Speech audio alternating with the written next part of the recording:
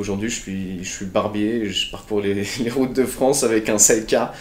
J'ai mon casque sur la tête. Voilà, c'est la petite anecdote du rêve de gosse qui se réalise quoi en fait. Moi c'est Polo, j'ai 25 ans et je suis passionné de l'artisanat, vraiment de la partie artistique et des métiers de création en fait. J'aime la créativité en elle-même. Mon concept consiste en un sidecar et en des barbershops avec un aspect d'atelier mécanique. C'est des barbershops assez atypiques. J'ai envie d'y transmettre mon identité en fait et du coup de relier mes deux passions qui sont le barbershop, le monde de l'homme et le milieu de la moto.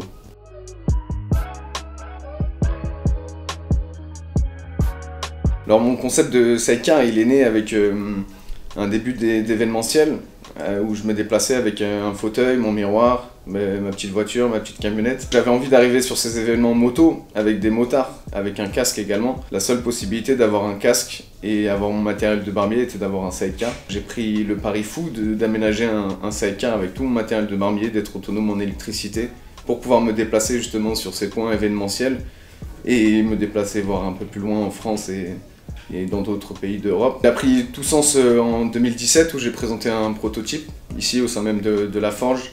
C'est un prototype qui m'a permis d'accéder à un partenariat proposé par Cédric et Carla de Triomphe Montlhéry. Ça a donné naissance au premier Barberside homologué en avril 2018. Cette année, en avril 2019, on a sorti le deuxième sidecar homologué en partenariat avec American Crew sur une base de Sportster Harley Davidson.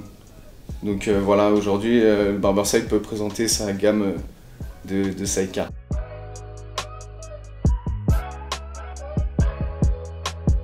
Alors avant Barberside, je me suis formé du coup au métier de barbier. J'ai commencé chez La Barbière de Paris en 2013. J'ai découvert le monde de l'homme et j'ai découvert aussi une certaine rigueur du travail.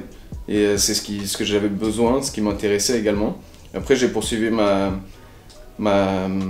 formation dans différents barbershops parisiens, comme la Clé du Barbier ou comme le Cigare à Moustache. J'ai fini disons que ma mission de salarié, je l'ai fini chez Bonhomme, avec la possibilité de monter un barbershop au sein de l'hôtel Matisse pour Bonhomme, rue Ponthieu. Expérience déjà de management et de manager et d'ouverture de salon, ce qui m'a permis après de m'envoler et de pouvoir créer ma propre marque et le Barberside avec ses sidecars, la création de deux salons aujourd'hui, un à Boulogne au sein de la Forge et un autre au sein du concept Harley Davidson à Coignard dans le 78.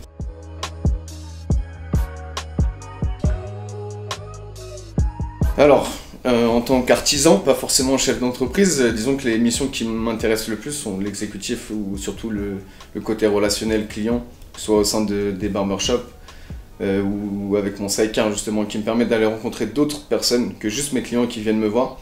Donc cette partie événementielle et cette partie relation client au sein de mon univers, c'est vraiment une partie qui me motive et c'est ce qui me fait me lever tous les jours. Effectivement, avec cette casquette de chef d'entreprise, on découvre du coup l'autre côté, l'autre face. Et moi, ce qui me déplaît le plus, ce serait de gérer l'administratif. C'est vraiment un point c'est rébarbatif pour moi. Et c'est une partie que je fais gérer par mon associé, qui gère bien cette partie-là. Donc on a chacun notre domaine, ce qui nous permet d'au mieux développer notre société et surtout que chacun soit à sa place et se sente bien dans ce qu'il fait, quoi. Aujourd'hui, je la gère seul. Je la gère via les réseaux sociaux, en particulier Instagram et Facebook, on va dire.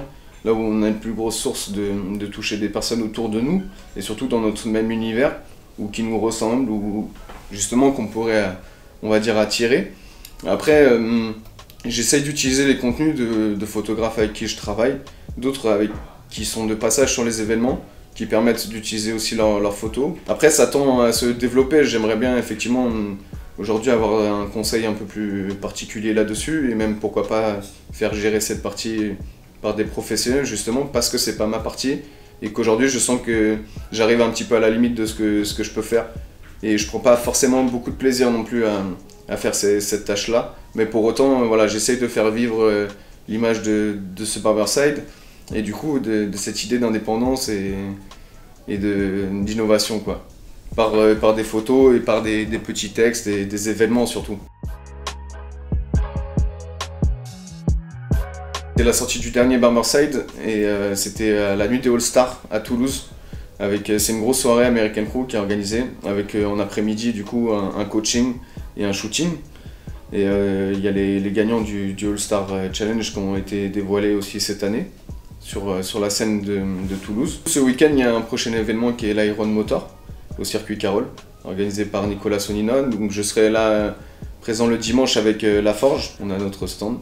Et on sera également présent le week-end prochain, le 12 mai, à l'US Bougival Motor Show. Donc ça c'est dans le 78. Tout au long de l'année, là, tout au long de l'été, il y aura pas mal d'événements. Il y a un gros événement qui est prévu pour Morzine. C'est au mois de juillet, du 11 au 14 juillet, toujours avec American Crew, c'est un événement officiel Harley Davidson. Donc ça va être une première pour le Barberside, un aussi gros événement avec 80 000 personnes attendues.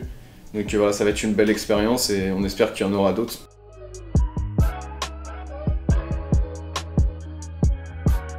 Généralement c'est comme ça, c'est plutôt un passage et une prestation impulsive on va dire, c'est que les gens nous croisent et se permettent de venir nous voir, ont une envie de rafraîchissement, n'ont pas eu le temps d'aller chez leur coiffeur, chez leur barbier. Ça leur permet aussi de goûter à certaines prestations qu'ils n'ont jamais testées en fait, donc c'est ça qui est intéressant.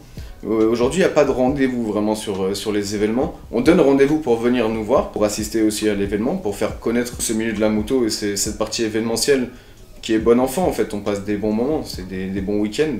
Ça permet de venir en famille ou avec des amis seulement, père, fils, oncle, tante. C'est vraiment du passage, ils arrivent au fur et à mesure, ils attendent leur place ou sinon ils reviennent, ils refont un tour et on arrive à trouver un moment pour s'occuper d'eux.